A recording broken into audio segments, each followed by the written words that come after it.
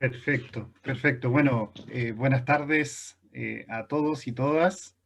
Veo que está doctora Teresa Pino, profesora, un gusto saludarla.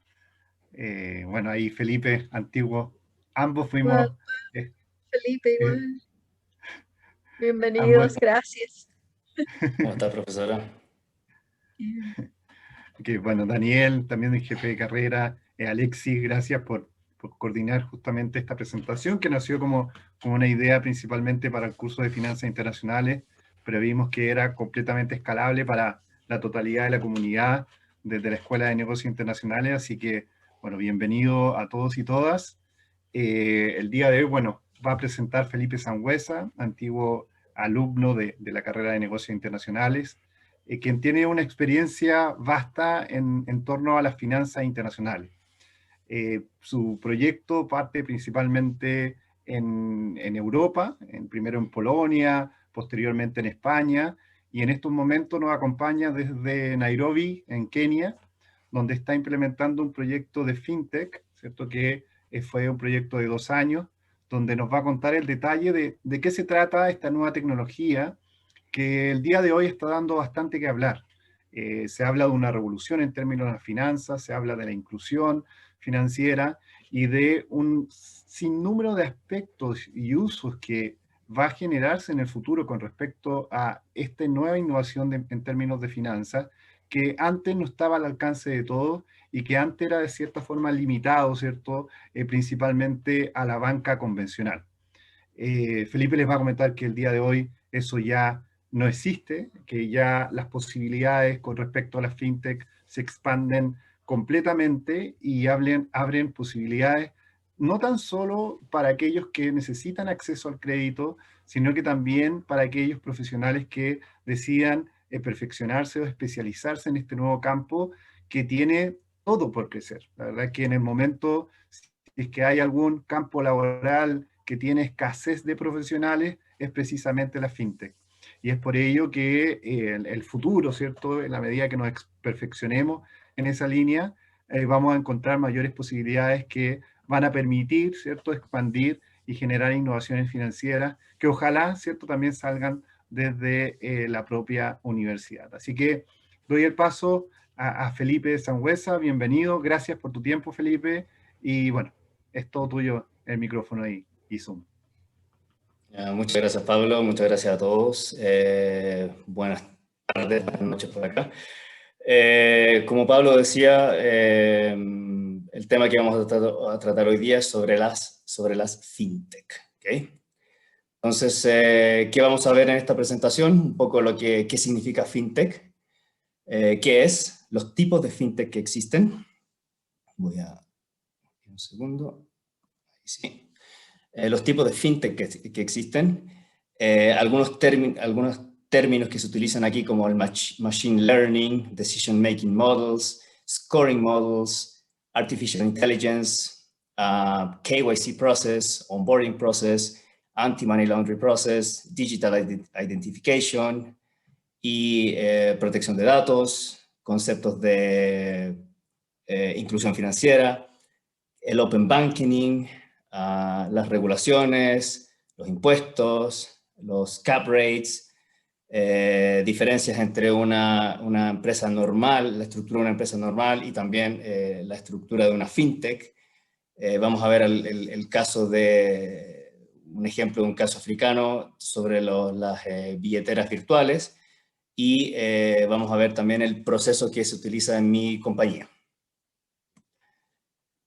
Para empezar, ¿qué es fintech? Fintech es un acrónimo que viene de Financial Technology y se utiliza para describir las nuevas tecnologías que buscan mejorar y automatizar la entrega del uso de productos financieros.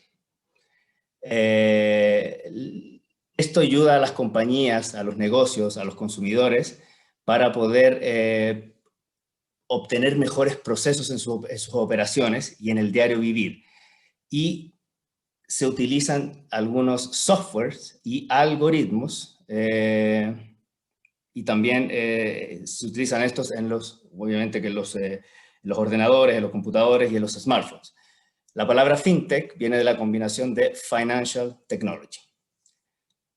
Existen muchos tipos de fintech hoy en día. Podemos encontrar, por ejemplo, lending, blockchain and cryptocurrencies, payments and forex, data, análisis y inteligencia artificial, KYC and financial infrastructure, e-wallets, legal tech, crowdfunding, trading and investments, P2P finance, challenge banking, marketplace, and insurtech. Entonces vamos a ver un poquito de esto. Aquí hay un mapa. Este es el único mapa que encontré de América Latina sobre las fintech. Si ustedes buscan en esta página web, en Finovating, van a poder encontrar distintos mapas de fintech de distintos países del mundo. Aquí hay un ejemplo sobre México y todos los tipos de fintech que existen, y aquí pueden ver cuántas empresas se dedican a este tema. Y la mayoría de estas empresas son startups y que obviamente que han levantado también mucho capital. Vamos a ver un poquito sobre los conceptos que se utilizan acá. Entonces, yo creo que muchos de ustedes han escuchado sobre el machine learning, sobre la inteligencia artificial, sobre los modelos de riesgo y los modelos de scoring también. Entonces, el machine learning es un estudio de los algoritmos computacionales para mejorar y automatizar la experiencia y el uso de los datos. Esto se hace en base a la construcción de modelos y algoritmos con algunas muestras de datos. Y estas muestras de datos son conocidas como el training data. Y esto se utiliza para hacer predicciones programadas de los comportamientos. El Machine Learning se usa en una gran variedad de aplicaciones como la medicina, los correos electrónicos, en el reconocimiento de voz, etc. Después tenemos la inteligencia artificial. ¿Qué es la inteligencia artificial? Es la teoría y el desarrollo computacional de los sistemas para que desarrollen tareas normales que las debería hacer un humano, pero las hace el computador, o sea, a través de un algoritmo. Después, ¿qué más? Tenemos Decision Making Models, por ejemplo, los Scoring Models and Risk Models. ¿Qué hacen estos modelos? Estos modelos están basados en Machine Learning y en inteligencia artificial y se utilizan para medir el riesgo que puede tener, por ejemplo, algún individuo al momento de yo poder darle un préstamo, por ejemplo, o poder darle un crédito, o ver si la persona podría llegar a ser sujeto de crédito o no. ¿Qué más? El famoso KYC. El KYC es una sigla en inglés que significa Know Your Customer. Entonces yo antes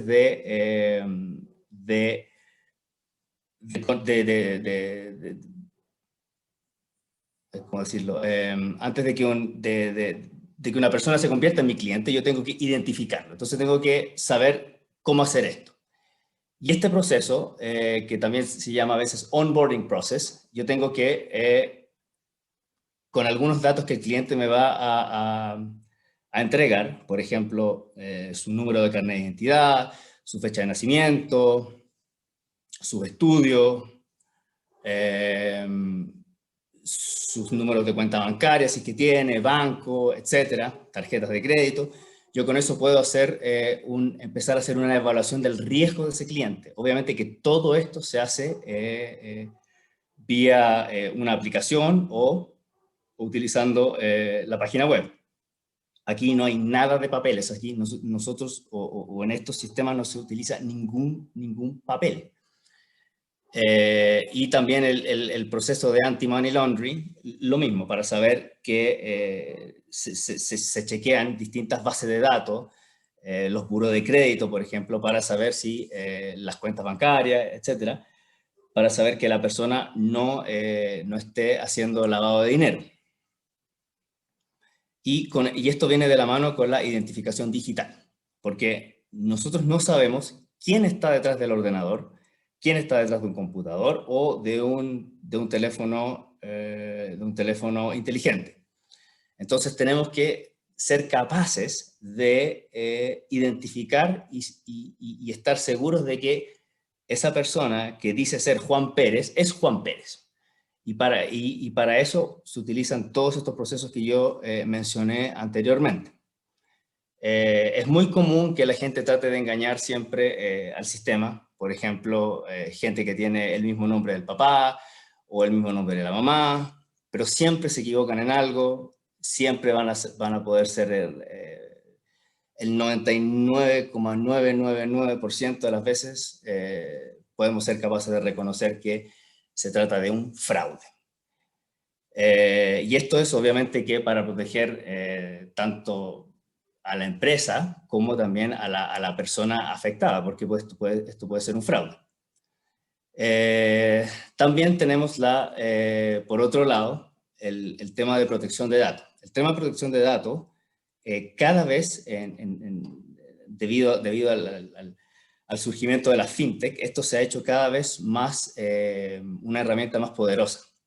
Y los estados, los gobiernos también están reevaluando las leyes de protección de datos. Hace muy poco, hace un año atrás, se implementó la nueva ley de protección de datos en Europa. Esta ley de protección de datos es muy estricta. Los datos no se pueden compartir, hay que tener autorizaciones explícitas de los clientes y llegar a quebrar esas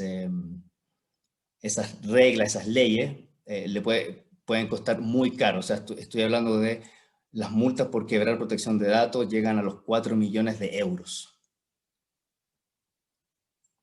Lo que significa que para una fintech o una startup, eso es liquidar el negocio, o sea, ya no tienes que cerrar, no es posible. Entonces, hay que tener mucho cuidado con eso, con el tema de los datos. Porque en general una fintech maneja demasiados datos de los clientes. Entonces este es un tema súper importante. Yo la verdad que desconozco cómo está en Chile este tema, pero es un tema muy relevante. Aquí ahora en Nairobi, en el Parlamento hay una nueva ley sobre protección de datos que se está discutiendo, la cual obviamente que va a afectar nuestros propios procesos. Y ya estamos preparándonos para los posibles cambios dentro de nuestros términos y condiciones, los contratos con los clientes, y la terminología que se puede usar, la que no se puede usar, etc.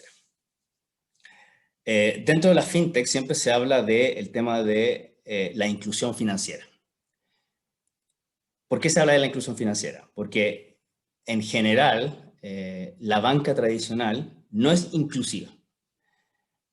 No cualquiera puede ser cliente bancario. Y esto obviamente que depende de cada país. En Chile la penetración bancaria es bastante alta. En Europa también. Pero aquí en África, por ejemplo, es bajísima. Solamente el 30% de las personas tiene acceso a los bancos. Hoy leí una estadística que solamente el 3% de la población tiene acceso a tarjetas de débito y de crédito. Entonces, ¿qué hace una fintech? Las fintech crean inclusión financiera. ¿Y qué es la inclusión financiera? Está definida como la disponibilidad y de la igualdad de oportunidades para el acceso a los servicios financieros.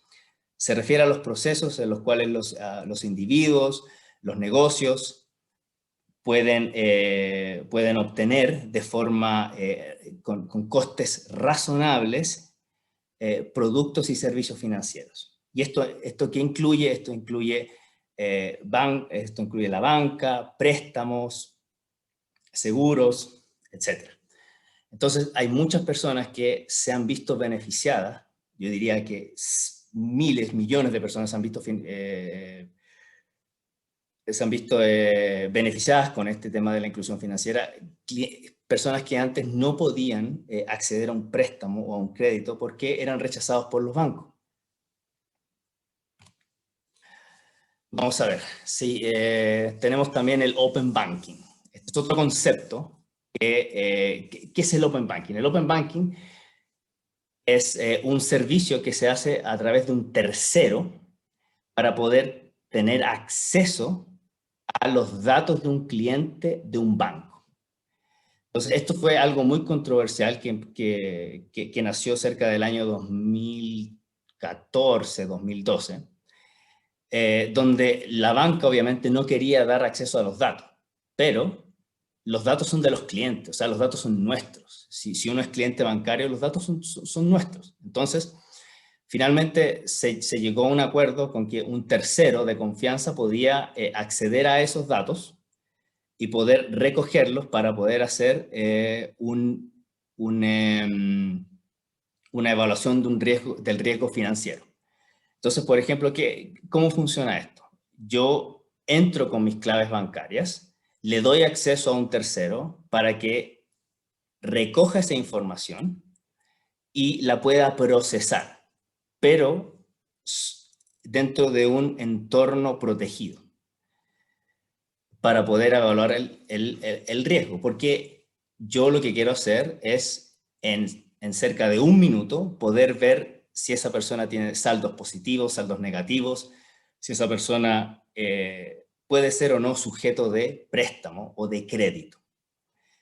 ¿A los bancos les gusta esto? No, obviamente que no, pero los datos son de los clientes. Esto también es conocido como screen scraping. ¿Cuál es el riesgo de esto? El riesgo es que hay una exposición de datos muy sensibles de los clientes. Esta es una técnica que se utiliza, por ahora se está utilizando solo en Europa. Aquí en África no se utiliza esto porque la mayoría de los clientes de las fintech no son clientes bancarios. Después tenemos las regulaciones, el tema de impuestos y el tema de las cap rates. En las regulaciones, cuando empezaron las fintech, no había regulación. Entonces, nadie sabía cómo clasificarlas. Lo mismo con el tema de los impuestos. ¿Qué tipo de impuestos tienen que pagar? ¿Son bancos, no son bancos? ¿Pagan impuestos normal de una empresa o no? Entonces, todo esto ha cambiado el entorno de la forma de cómo están reguladas, del tema de los impuestos. Y lo mismo con el tema de los cap rates. ¿Son bancos, no son bancos? ¿Son instituciones financieras, no son instituciones financieras? Y también cada país tiene que, por ejemplo, creo que en Chile la tasa máxima convencional creo que está cerca del 36%. Entonces, eso significa que una fintech que si se dedica a dar préstamos, no podría dar un préstamo de más de 36% anual. Entonces, a eso se refiere las cap rate. Para dar un ejemplo, en España, por ejemplo, no existe cap rate. Entonces, nosotros podríamos cobrar lo que nosotros quisiéramos. Obviamente que existe un consenso también entre los participantes del mercado de cuánto más o menos es lo que se puede cobrar o no, para no ser abusivo. O sea, la idea de esto es ser inclusivo. ¿Ok? Siguiente. ¿Cuáles son las diferencias entre una estructura normal de una compañía probablemente tal y una startup fintech? La gran diferencia es que en una empresa normal, una persona va a estar encasillada en hacer una sola función, por lo general. En cambio, en una fintech, tú puedes hacer miles de cosas. Tal vez te van a contratar para un puesto X de trabajo, pero vas a terminar haciendo todo.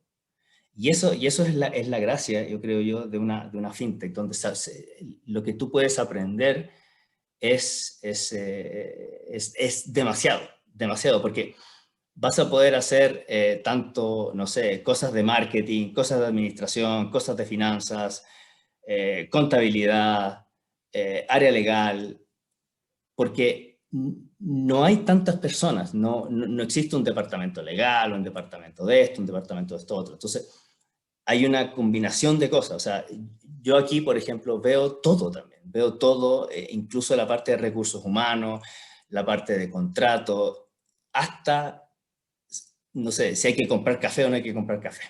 O sea, realmente uno puede ver todo. Y esa es la gracia, a mi juicio, de una fintech, de una startup.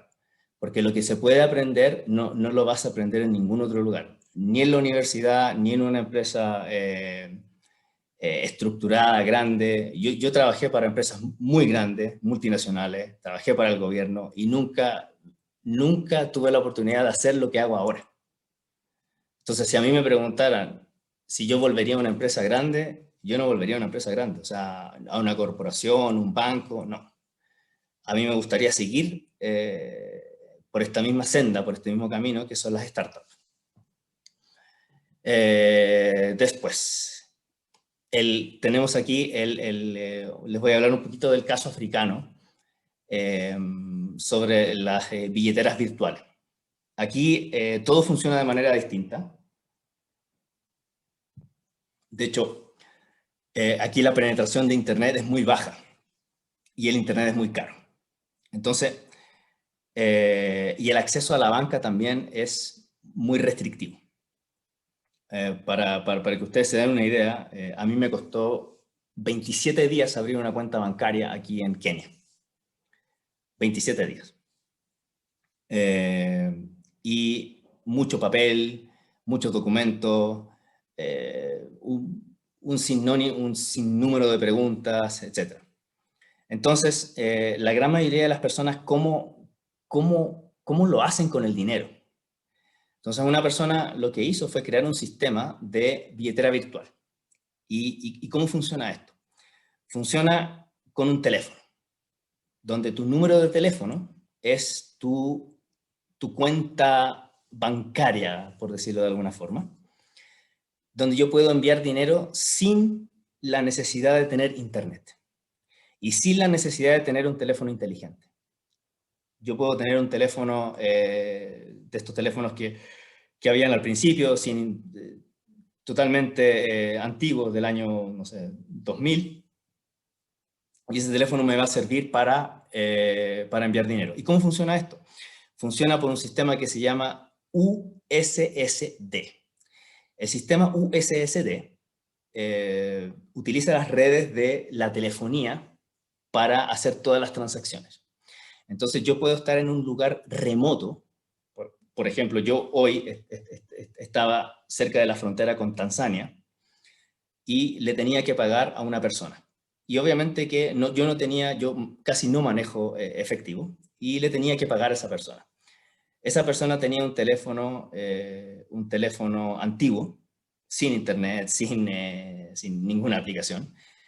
Y yo le pagué, no sé, $3 enviándole el dinero a través de códigos. Entonces uno manda, por ejemplo, como estrella, 1, 2, 3, pound, y después envía el dinero, coloca el número secreto que uno tenga. Después el sistema dice, le vas a enviar dinero a tal persona. Uno dice, sí, se acepta. La otra persona en un segundo recibe un mensaje que tal persona, en este caso Felipe, te ha enviado dinero. Después yo recibo otro mensaje de vuelta donde dice que la persona ya recibió el dinero y mi nuevo saldo es de tanto. Este sistema aquí se usa en todos los lugares, en todos los lugares, y esto se usa en casi toda África. ¿Por qué? Porque el internet es muy caro, porque la penetración de los teléfonos móviles es muy baja, Para que ustedes se hagan una idea, un iPhone aquí, por ejemplo, el iPhone 12 cuesta $1.800. Un iPhone. Aquí tener un iPhone es... La gente que tiene iPhone son casi millonarios. Y este sistema es inclusivo. Este es un sistema y este es un caso de inclusión financiera. Y de esta misma forma también las empresas se han adaptado para dar préstamos, para dar créditos. Nuestra empresa al principio también utilizaba este sistema, pero ya no lo estamos utilizando. ¿Por qué no lo estamos utilizando? Porque evaluar el riesgo es mucho más complicado. ¿Por qué? Porque yo necesito datos. El problema es que sin datos, el riesgo se dispara. Entonces, ¿yo qué tengo que controlar? Tengo que controlar el riesgo. Si no puedo controlar el riesgo, obviamente que el negocio no me va a funcionar. Y obviamente que la incobrabilidad me va a subir y finalmente no es negocio. Entonces, nosotros decidimos no utilizar más esto y empezar a utilizar solamente la aplicación. Yo les voy a mostrar un poquito cómo funciona esto. De todo lo que yo les hablé, esto es casi el resumen de todo esto. No, la empresa para la cual yo trabajo se llama Zenka Finance. Entonces, nosotros le decimos a los clientes que tienen dos posibilidades de descargar la aplicación vía Google Play Store o la App Store. Después, tienes un proceso de registro que dura aproximadamente 1 minuto, 2 minutos, ok, puede durar 2 minutos. Es muy sencillo. Luego de eso viene la verificación. Entonces aquí yo voy a verificar si realmente todos los datos que la persona puso corresponden a esa persona. Y aquí estamos hablando de los nombres, los apellidos, la dirección, la edad, la fecha de nacimiento, el número de carnet de identidad, el número de teléfono, el correo electrónico. El teléfono se manda un código al teléfono, el correo electrónico se manda un código al correo electrónico, y los otros datos se van cruzando con distintas bases de datos. Ese proceso de verificación dura 15 segundos. En 15 segundos yo verifico si realmente Juan Pérez es Juan Pérez. Luego que hago la validación del cliente, yo le digo al cliente que elija el importe que quiere pedir y por cuánto tiempo quiere pedir ese préstamo. Entonces, esa persona hace una solicitud de préstamo en ese instante. Aquí ya vamos en 4 minutos. En ese momento empieza a correr nuestro sistema de scoring y aquí a la persona nosotros le vamos a hacer un perfil de riesgo. Entonces, en ese modelo de scoring, yo tengo distintos brackets en los cuales yo voy a poner a esa persona. O sea, cada dato que esa persona me puso va a tener una puntuación. Esto no funciona como el sistema gringo de puntuación, que es estándar. Esto es completamente distinto. Y yo lo puedo catalogar como un cliente muy riesgoso, menos riesgoso, un cliente promedio y un buen o muy buen cliente. Y nuestro sistema lo que hace es premiar a las personas que son mejores pagadores, a las personas que tienen un scoring positivo. Nosotros, por ejemplo, para evaluar eso, vemos no solo la historia negativa de un cliente, sino que la historia positiva. La banca tradicional ve siempre la historia negativa. Nosotros vemos también la positiva, porque queremos premiar a la persona que fue en pagador. Y al hacer eso, también eso es parte de la inclusión financiera. Y el modelo en este caso, esto se demora 30 segundos en correr, me va a decir si el cliente o si este potencial cliente puede obtener un préstamo o no puede obtener un préstamo. Si puede obtener el préstamo, puede obtener la cantidad que pidió, o yo le voy a hacer una oferta inferior a la cantidad que pidió. Luego de eso, si el cliente acepta, se produce el envío del dinero a su billetera virtual. Ese envío de dinero se hace de forma automática. Nuestros préstamos, tenemos un proceso manual para hacer esto, pero el 10% de los préstamos pasan por ese proceso manual, y ese proceso manual se puede demorar 5 minutos. Entonces, al final del día, una persona puede obtener un préstamo en 10 minutos, en el peor de los casos, y en el mejor de los casos, en 5 minutos. Eso era lo que yo les quería hablar sobre la fintech. No sé si hay preguntas, Pablo. No sé si estamos bien con el tiempo. Bien, Felipe, bueno, primero que todo agradecer, ¿cierto? La presentación, agradecer también la visión que nos trae desde el otro lado del continente, ¿cierto? Desde África, y que de alguna forma hay diferentes historias, ¿cierto? Creo que acá todos podemos compartir ciertas ideas que se tienen a veces de África, que no existen innovaciones, o que cuando uno ve innovaciones tecnológicas principalmente va a los países desarrollados, ¿cierto? Estados Unidos, Europa. Sin embargo, vemos que hay ciertas innovaciones que se están dando en estos momentos en África que podríamos decir que son más avanzadas incluso que las nuestras, ¿cierto? Si hablamos de inclusión financiera, sobre todo Exacto. las aplicaciones móviles que tú acabas de decirnos. Y bueno, y con respecto a aquello, a ese punto, tengo una consulta referente al comportamiento de los consumidores, en este caso de las aplicaciones, en los países que has estado. Yo entiendo que el proyecto anterior fue en España, y también conoces de la realidad de Polonia. ¿Y cómo tú haces una diferencia quizás entre Nairobi, España y Polonia con respecto al comportamiento de esos consumidores, en este caso de las aplicaciones? ¿Son similares? ¿Son muy diferentes? ¿Cómo lo dirías tú? Yo diría que cada mercado es distinto, y esto es un tema súper importante. Yo en la primera fintech que trabajé, yo trabajaba con polacos, letones, bielorrusos y españoles. Entonces, los letones, ellos pensaban que Europa es Europa y todo es igual. Ellos no podían entender que el comportamiento de los consumidores en España es totalmente distinto.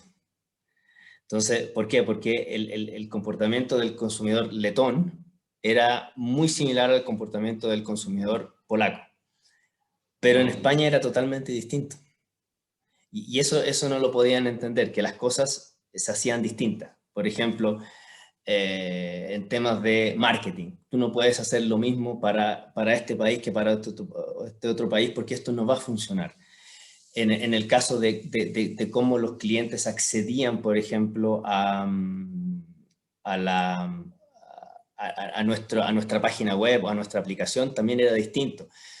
En Polonia, por ejemplo, la gente accedía más por el ordenador, por el computador. En cambio, en España, la gente accedía más vía el teléfono, vía smartphone. Y aquí en Kenia, la gente accede solamente por aplicaciones, porque aquí vuelvo al otro tema. Aquí tener un ordenador, tener un computador, es caro. No todas las personas tienen ordenadores. Entonces, la forma más inclusiva de hacerlo es por medio de una aplicación. También para nosotros es mucho mejor hacerlo por vía aplicación porque podemos acceder a más datos. Y mientras más datos tengamos, mejor podemos evaluar el riesgo de una persona. Entonces, hay muchas diferencias. Yo creo que cada mercado tiene diferencias marcadas. Y lo que tú decías sobre África. Yo creo que hoy día África tiene un potencial, pero gigantesco, cómo crecer. Las cosas que se están haciendo en Nigeria, por ejemplo. Nigeria es un mercado gigantesco, muy desconocido, obviamente, que para un chileno, porque por un tema geográfico. Nigeria tiene en este momento 205 millones de habitantes. Está proyectado para dentro de 20 años más que hayan 250 millones. Existe una cantidad de fintech en Nigeria. El otro gran hub de de fintech está haciendo en este momento Kenia. Kenia está considerada también dentro de las 3 mejores ciudades para hacer negocios y para establecer empresas hoy en día. De hecho, yo tuve una reunión hace poco con una empresa chilena que quiere instalarse acá. Ya hay un tema de gente que está mirando este mercado, porque son países que tienen un potencial gigantesco, sobre todo en demografía. Aquí existen 50 millones de personas, 50 millones de habitantes. Nigeria tiene 205 millones de habitantes. Uganda tiene 40 millones de habitantes. Etiopía tiene 110 millones de habitantes y así va sumando. Entonces, y la gente no para de tener hijos, de multiplicarse por estos lados. O sea, no es lo que pasa en Europa, que la gente no está teniendo hijos, la población no está creciendo, y eso es un problema. Gracias Felipe. Bueno, una última consulta que tengo después, pues, quizás para que alguien más que quiera participar también y hacer cualquier consulta, por favor, está abierto ahí el chat. Referente a la fintech, así como nos decías que hay muchísimas fintech que están creciendo, ¿cierto?, fuertemente en el mundo, también hay muchas que desaparecen rápidamente, ¿cierto? Tienen un pasaje fugaz. En base a tu experiencia, ¿qué crees tú que es la clave de la sobrevivencia de la fintech en el tiempo? Yo creo que es el objetivo que quieran lograr. El objetivo que quieran lograr y que también muchas veces logran levantar mucho capital, pero no logran ser rentables en el tiempo. Y ese es el gran problema de las fintech, que no logran ser rentables. Tal vez tienen una muy buena idea, pero esa idea no va a generar un profit.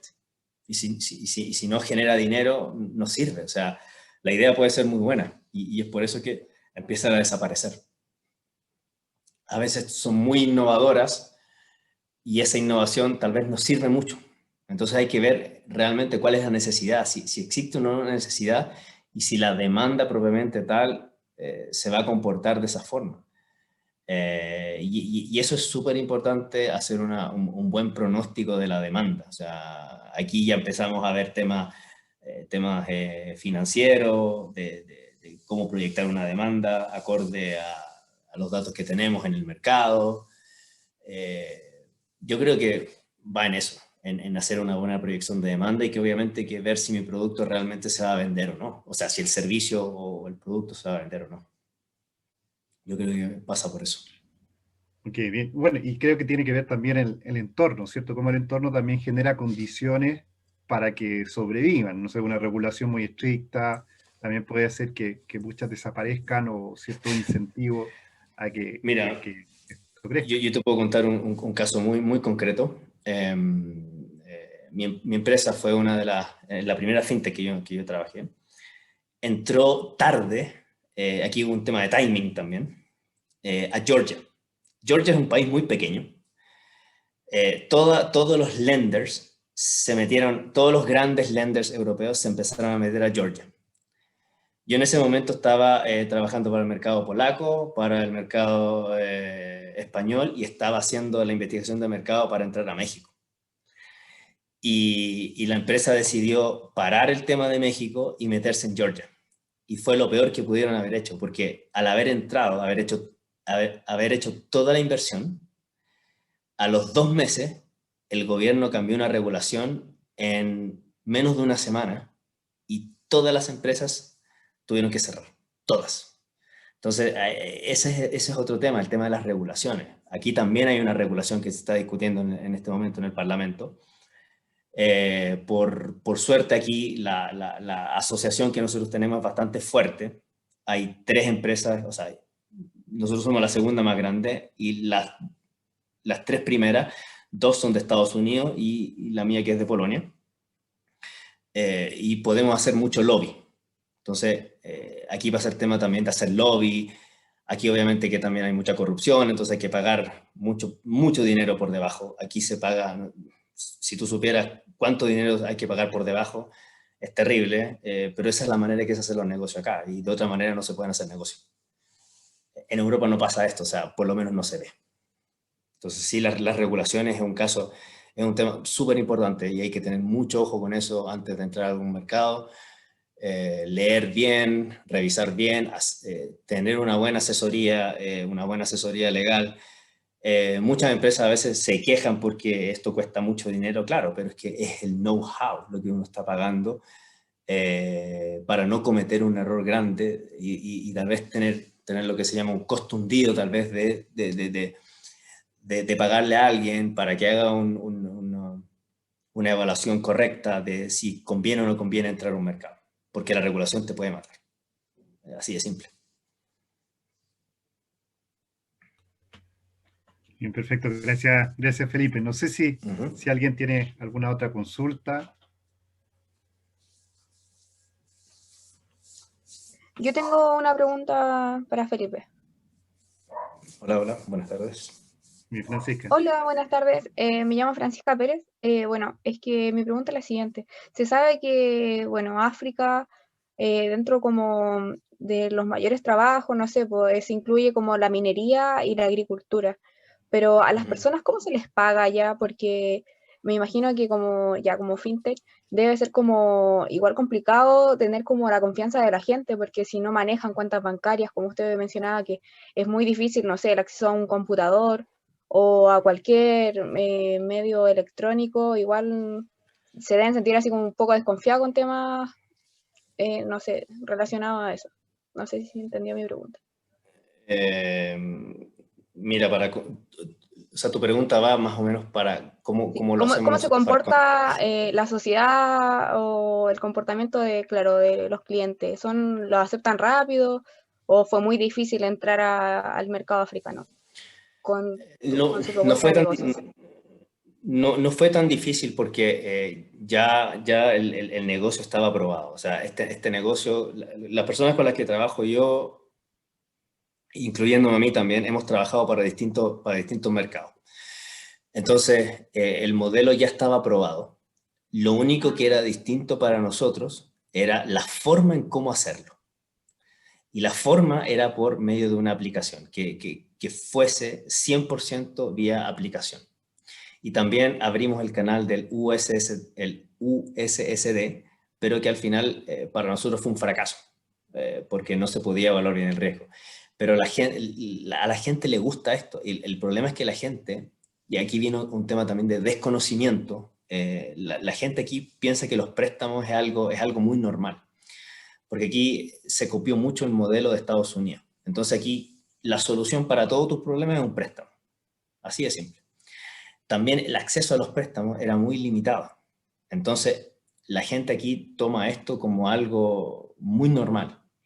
También nuestros clientes o la gente que pide préstamo aquí, la gente no los pide para pasarlo bien, no los pide para ir de vacaciones, no los pide para salir de fiesta un fin de semana.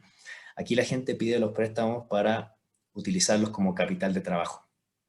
¿Qué quiere decir esto? Aquí existe mucho comercio informal, aquí hay mucha informalidad.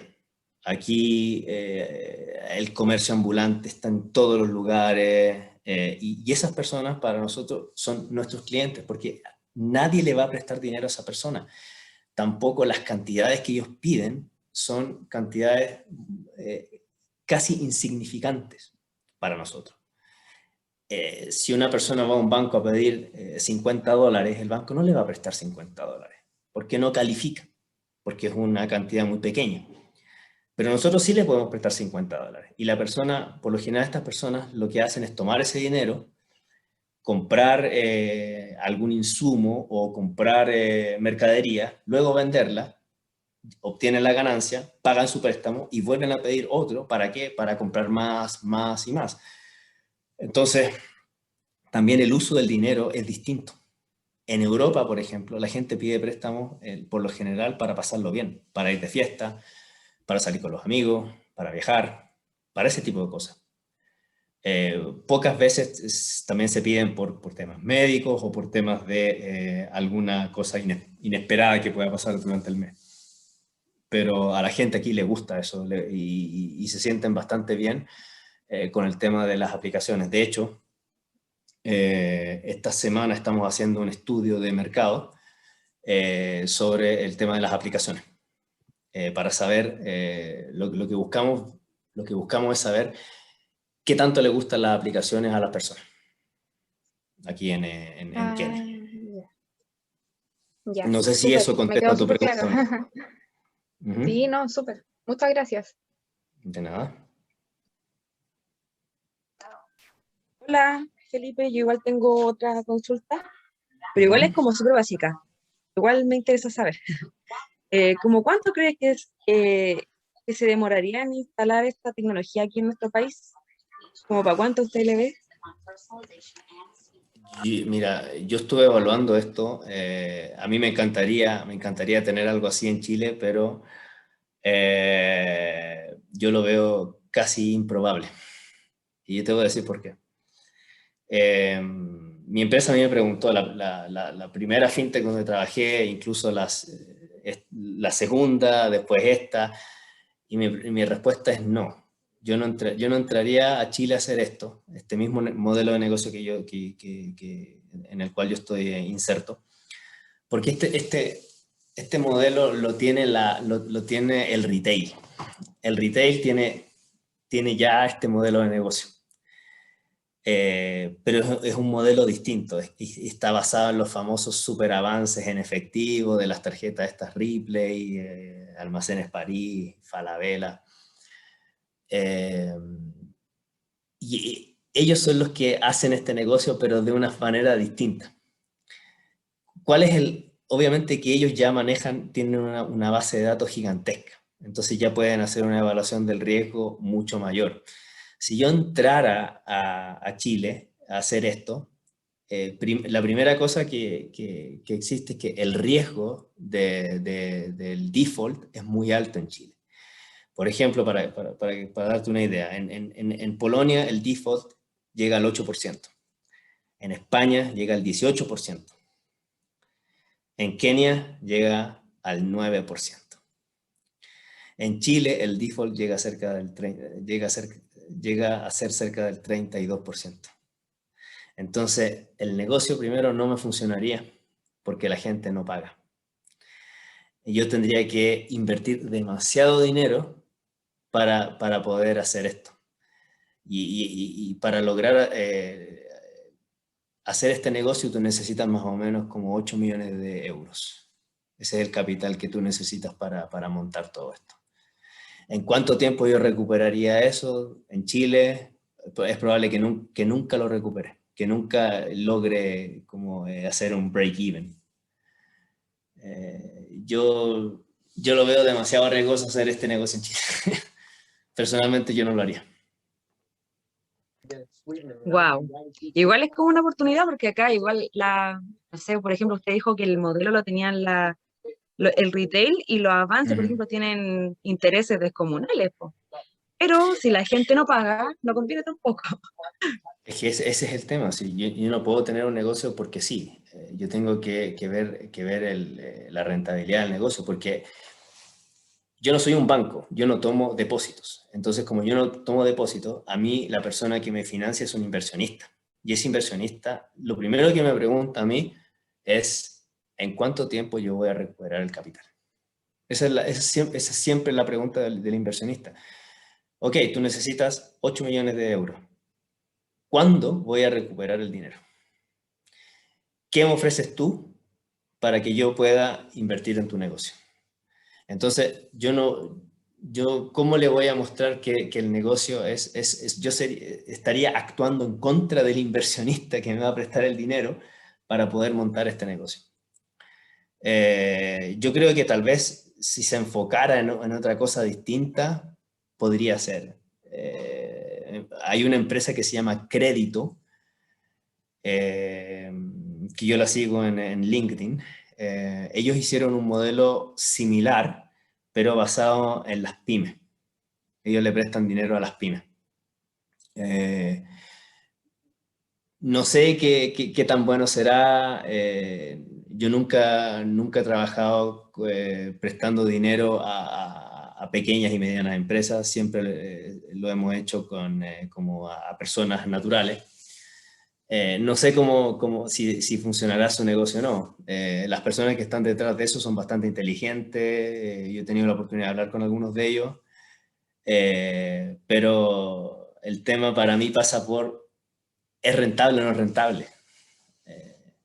Entonces, nosotros, por ejemplo, aquí después de 2 años, logramos ser rentables. Y ese es el tema que uno busca, la rentabilidad. O sea, si no, ¿para qué estoy creando la empresa?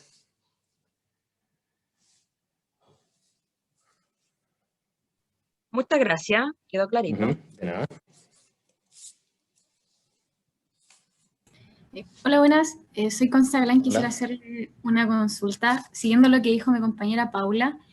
¿Usted cree que esto va más como solo en Chile que sea inviable o va de la mano con la cultura latinoamericana en general? Va de la mano con la cultura latinoamericana. Por ejemplo, el mercado español es muy similar al mercado latinoamericano. Las personas en general tienen, yo no sé por qué pasa eso, pero en general no son buenos pagadores. Existe mucho default y hay muchas empresas que, por ejemplo, hubo una empresa que se llamaba Vivus, que es uno de los más grandes lenders de Europa. Ellos entraron a Argentina. Yo cuando escuché eso, de que ellos habían entrado en Argentina, yo con un colega hice una apuesta, le dije yo, esta empresa no va a durar más de 1 año ahí. Y así fue. ¿Por qué? Porque la gente no pagaba. Ellos llegaron a tener un default del 50%.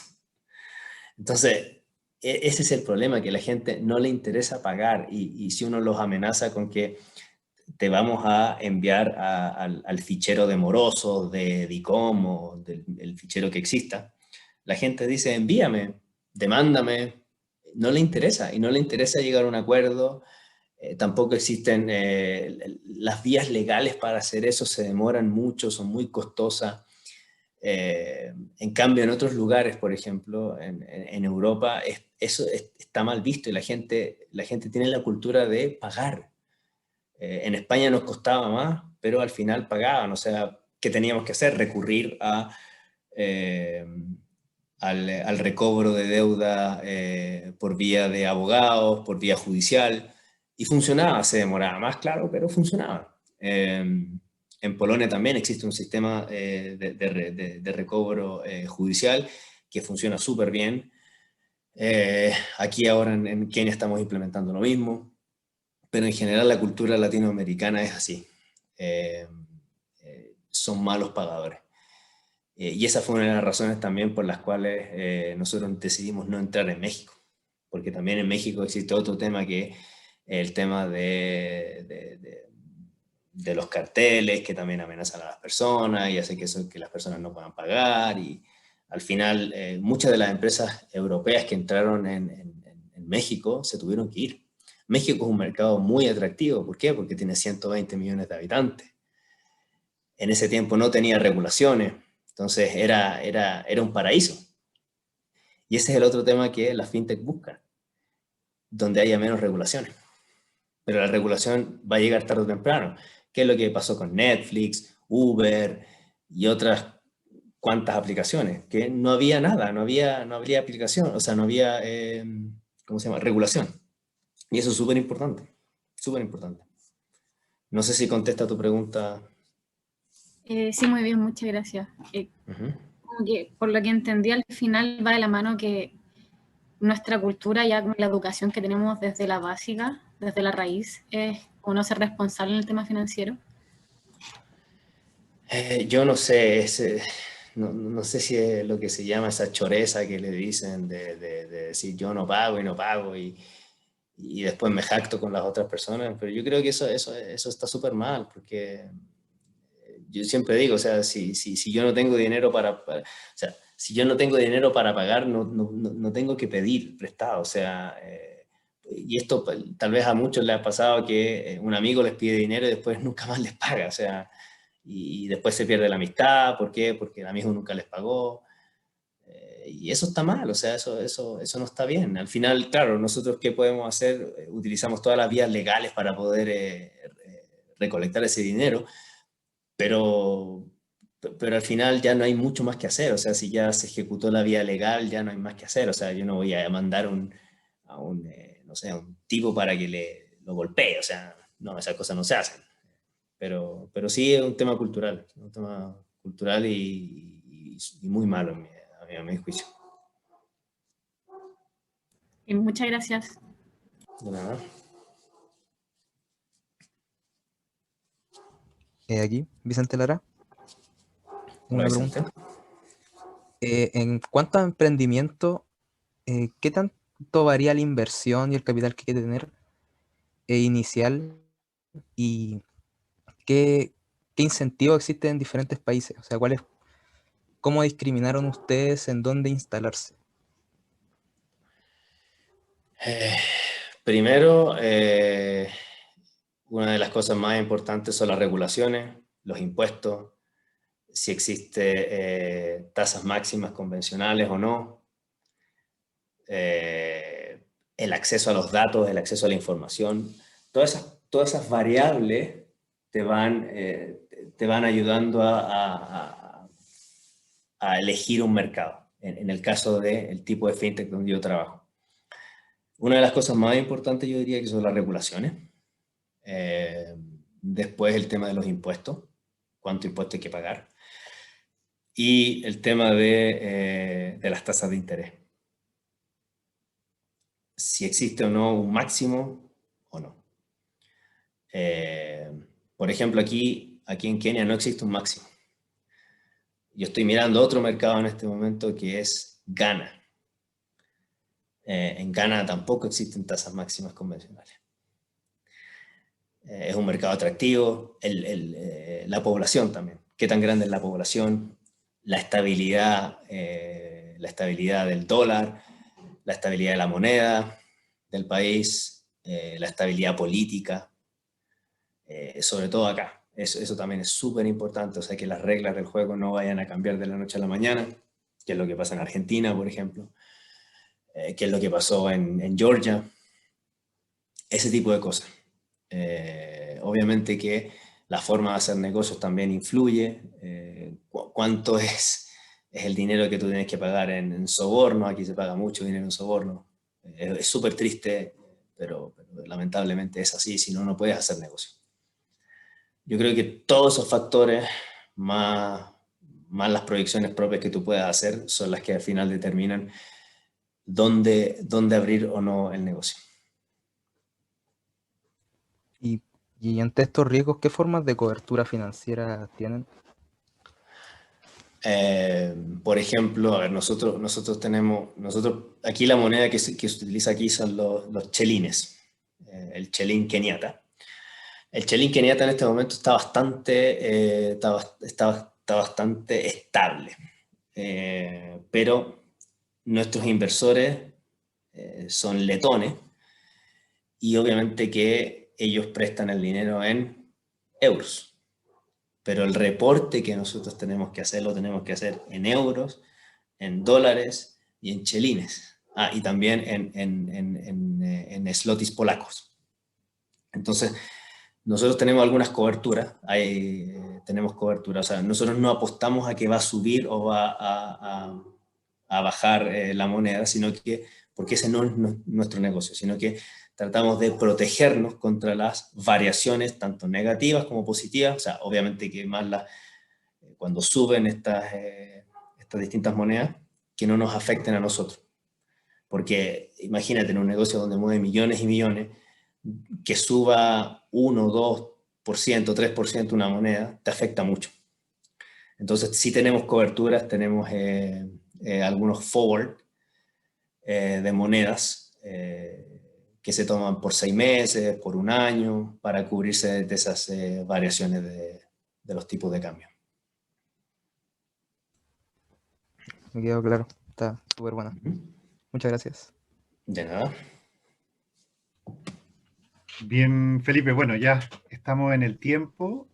Agradecer nuevamente tu tiempo, Felipe. Muchas gracias, la verdad que una charla muy informativa sobre todo lo que está ocurriendo con la FinTech. Sin duda va a dar mucho que hablar desde ahora en adelante. Gracias también a todos los asistentes. La verdad es que hubo una convocatoria importante, a pesar de que el aviso fue con una semana, así que muchas gracias también a todos por estar aquí presentes. Y bueno, si no hay más consultas, gracias Felipe, un gran abrazo de acá desde Chile para ti, ahí en lejano África, y bueno, nada más que agradecer. De nada, muchas gracias. Y yo el único consejo que les podría dar, no sé, que el tema de los idiomas creo yo que abre las puertas de una manera enorme. Yo no estaría donde estoy ahora si yo no supiera inglés, si no supiera polaco.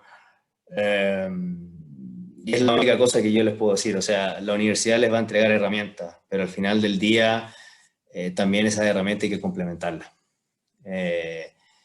Y tengo la suerte de trabajar en lo que estudié, en lo que me gusta, que son los temas financieros, todos estos temas de innovación tecnológica también, pero eso también va de la mano con los idiomas. Ese es el único consejo que yo les podría dar, el tema de los idiomas, por favor. Si quieren surgir más, si quieren conseguir mejores trabajos, si quieren salir del país, van a tener siempre las puertas abiertas, sobre todo con el inglés. Y si saben un tercer idioma, mejor aún.